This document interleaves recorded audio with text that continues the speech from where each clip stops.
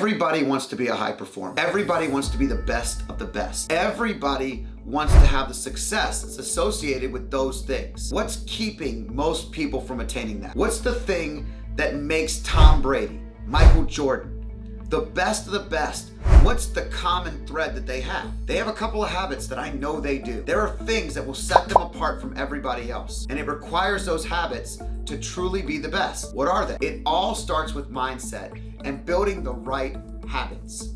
And the first one, the very first one, is probably the biggest to me. It's the muscle memory that you have to require yourself to know hard work is the answer. Hard work is the solution. If you want to be a high performer, if you want to get somewhere that most people are not, you want to be the exception, it requires you to be exceptional. It requires more work than everybody else. So you can't come out and say you want to be the best at something and not be willing to work like the best that got there did. But yet it's the first thing on my list because it's the most infuriating thing that you hear when someone says, I want to be great, but they don't want to work. See, you have to build the mental muscle. The mental muscle and mindset for working more and harder than everybody else. Now, it's not always more hours. It could be smarter. It could be learning and growing every day, focusing on what you learned and how you grew, documenting it, really building a habit of learning, but remembering it's about hard work. It's going to hurt. It's going to feel uncomfortable. You're going to have calluses on your hands and your brain, right? You're gonna be worn out. There are days that you feel like quitting, but if you remember that you're doing it for something that's supposed to be the top of the game, then you build the muscle memory that's required to go back and do it all over again and to level up the next time. So number one is building the muscle memory necessary, which requires you to remember hard work is part of the recipe. It will never go away. It's supposed to be harder for you. That's what you want. If you want to be at the top, that's what you want. Number two is probably something that we've all done. Everybody blames somebody, someone, something for why they're not where they want to be. Stop it. Quit. End it. End the blame game. Ending the blame game takes you to a new level. Every single time we find ourselves making excuses why something isn't right, someone is in our way, we can't get there because, these are all excuses. You cannot get to a high performance level. You cannot build a high performance mindset nor the habits necessary for success if you don't stop blaming people. Stop blaming everyone and everything that's in your way. Start following what they did to get there. Start flipping it on its head and understanding that excuses are empty and weak. Blaming your scenario, your background. So let me give you some examples. My parents didn't give me the life I needed to get to where I am. I grew up poor and they grew up rich. They have a better education than me. Their college was better than mine. Their dad gave them money. I can think of a million of them. Their computer's better. They drive a better car. Their wife is successful, so they have the freedom to do what they want. Their husband's doing it, so their spouse can do whatever they want. These are all excuses and blame game stuff, right?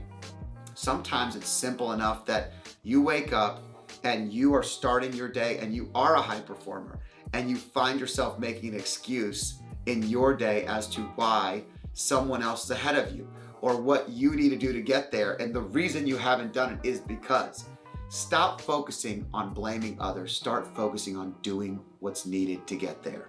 That's simple, but it is crucial. Blame is weak. Excuses are weaknesses. Action is about doing it and about attaining it. And you've got that in you if you want to achieve that next level. Working towards an empty goal is the worst thing anybody can do. So the next thing is you have to stop working towards empty goals. What does that mean? Working towards an empty goal is like getting in an airplane and just seeing where it ends up. Okay, I know I want to travel.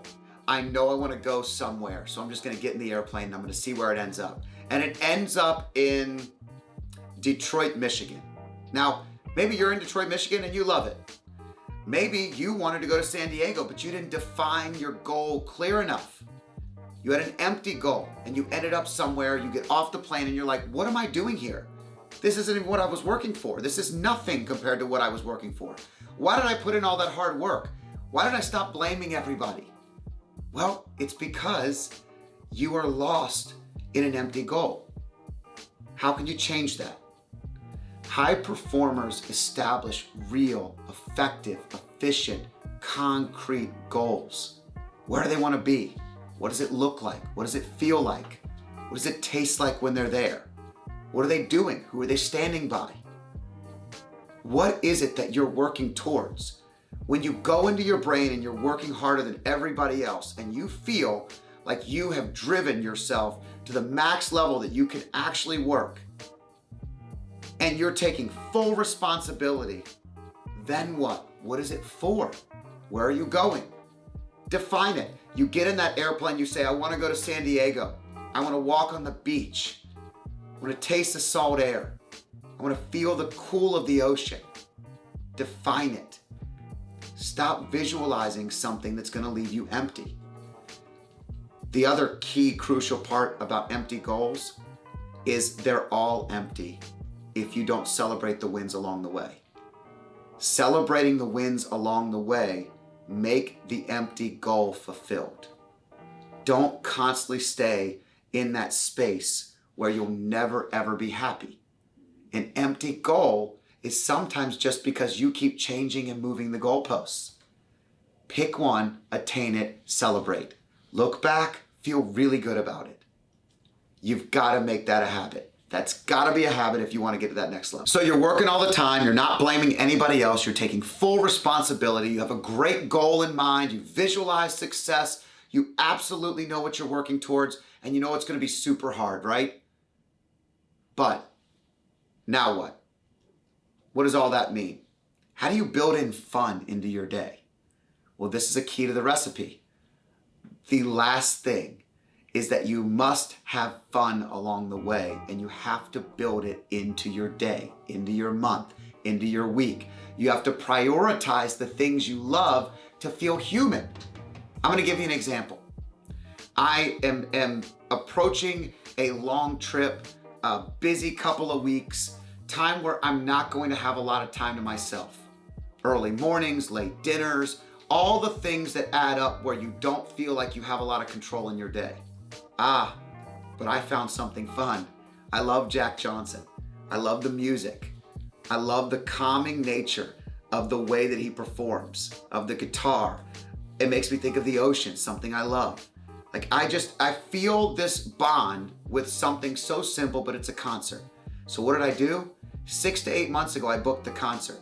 My schedule was gonna fill up anyway. Now it's packed, but the concert's built into it. And the reality is I have fun even though it's built into a busy day, a busy week, and a busy month. I have to actually book it in my day. If I don't book it and make sure it sticks, I really don't enjoy the ride. So if I want to enjoy the ride more, if I want to actually celebrate successes, then I add things that I want to change. I really changed this after COVID, to be honest with you. I mean, this was something that I really changed because I, for almost 2 years, didn't see any of my favorite musical acts. And I've been going to concerts since I was 16 years old, to every band and every musician I've ever wanted to see. And it's a big part of my life. And all of a sudden I couldn't go. And I remember what that felt like. And I didn't want to feel that again. So I made a conscious effort to find every act I wanted to see and book it. And I booked it. I don't care where it was, when it was, how it didn't fit into my schedule. I was going to make it fit. You can also do small things. Another example is I flew into Boston a couple of days ago. I had 3 hours. I had not eaten lunch. I had a dinner at 6. I had 3 hours to feel normal, to feel human, and to still work a little bit in the middle. And I had to figure it out, right? So me and one of my partners went and had a quick lunch, a late lunch with an early dinner. but I grabbed a glass of rosé and I sat there and we talked about stuff that had nothing to do with work. And it was a moment in time. It was literally 15 to 20 minutes where I just felt like I took control of my day. I had a moment where I enjoyed it. I had a great time. That type of stuff makes hard work valuable. It makes the ride feel more enjoyable.